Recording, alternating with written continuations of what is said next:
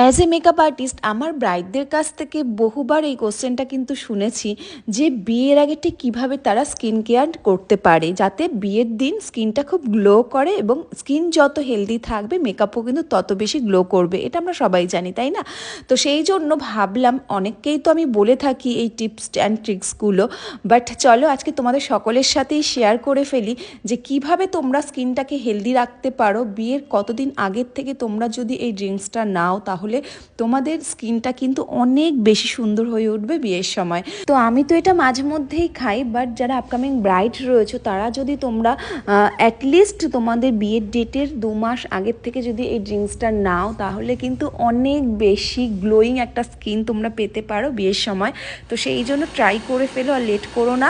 আর এখানে আমি দেখো হাফ অ্যাপেল নিয়েছি, হাফ গাজর নিয়েছি, আর একটা গোটা বিটরুট নিয়েছি। চেষ্টা করো বিটরুটটা একটু পরিমাণটা বেশি রাখার।